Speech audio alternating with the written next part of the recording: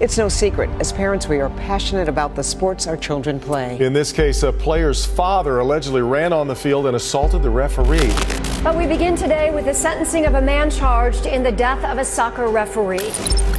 They all wear a wristband with an engraved plea: respect the game. This is Detroit, Michigan, home of Kristen, Josh, and Kyle Bieniewicz. Josh loves Fortnite and video games. Did I just make that pass? No. Kyle loves Star Wars and reffing soccer and talking about his dad, John Bieniewicz. Is he pretty good ref? I think he thinks he was. The amateur adult soccer player didn't think. The SOB brutally killed Bieniewicz on the pitch. This is the story of manslaughter behind the badge. My kids have to wait until heaven before they see their dad again. Kristen Bieniewicz continued reality 4 years after her husband was fatally knocked out while reffing an adult soccer match on July 1st, 2014. I still can't wrap my head around the fact that just how stupid this was and how at the drop of a hat, our lives were changed. They were turned upside down. It was a summer Sunday afternoon. John had what every good referee wants: a competitive, intense battle. Then, the unthinkable.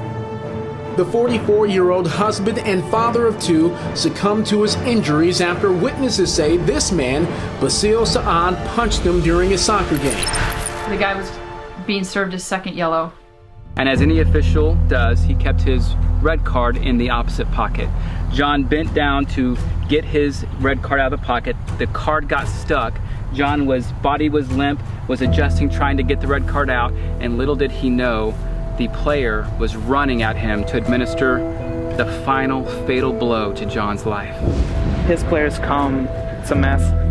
I'm sprinting over here, I stand over him like this, looking at him, kind of keeping everyone. So everyone's leaving him alone. Yeah. They're trying to kick this guy, basically. He runs out of there, gets into a car with a friend, and speeds off.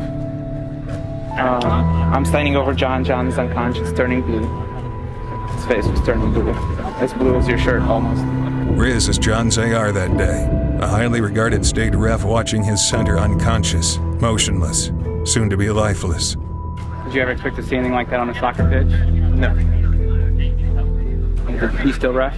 Yeah. I still can't wrap my head around the fact that just how stupid this was and how at the drop of a hat, our lives were changed. They were turned upside down. This one moment changed too much. Referees quit by the hundreds, most of them youth referees. A beloved man is dead. A father is no longer present. A husband is missing. The sport is losing because of people like Saad, and perhaps even people like you. No control, no sanity, no respect for the game or its people. It's got to stop. Never have I taken it to a point where I've thought about attacking somebody. That realize that there are people.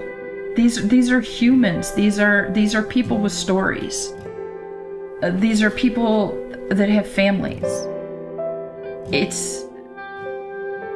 It's not, that individual isn't just a referee that made one bad call. He's going home to somebody,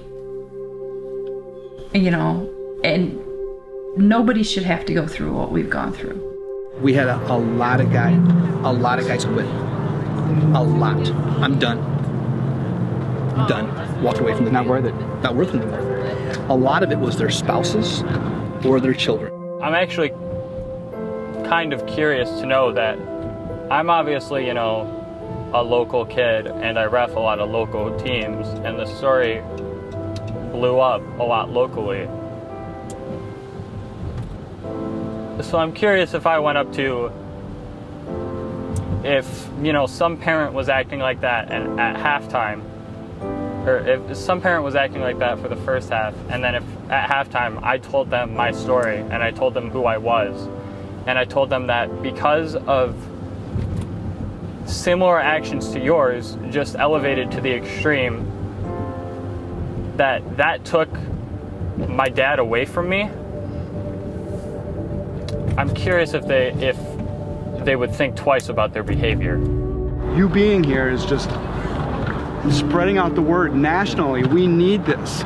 We need to get the word out that these parents have got to start to respect us as officials while on the field so that we can do our job, for we are not perfect. We will make mistakes. The human element. We're not robots. We have families. We are major members of society. Some of us are developing, learning. Most of us are just trying to do our jobs. That now includes survival. What have we done? Anything? Have we changed our ways? I have my key clipped to the outside of my bag in case something bad happens. I can get the hell out. And you probably never did that before. No, everything's done. Park the car and nose out, and don't, head back in and into the parking space just in case. And get out of it. But so you have strategic, tactical exit plans. Yeah. Just you never know. And I've also taken a totally different approach to how I officiate a game, and I keep my distance, and you know what, if circumstance arises where I need to leave the game because it's just getting totally controlled, I'm grabbing my whistle and I'm just heading out, because no game is worth what we are unfortunately having to deal with. When stuff starts getting heated on the field, it's now in your back of your head more than ever, knowing that a referee's been killed over just a soccer game.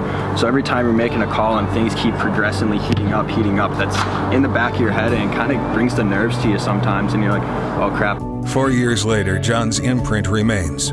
Kristen still coaches multiple sports. Both boys officiate. Josh hockey, Kyle soccer. I think he got 100% on his test all the time. Yeah, two of them did. Him and his son would stand up at the meeting and say, well, who got 100%? It was always John. Those two. Yeah, right. You're like, we hate you guys. Today, Kyle takes the pitch.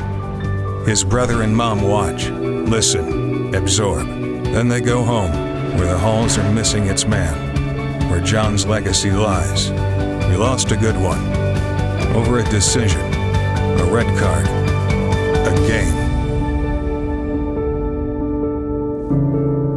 If we would just stop, take a moment, and breathe, perhaps we would make a decision to just let it be. Walk away. Life's most challenging moments are the ones we leave behind.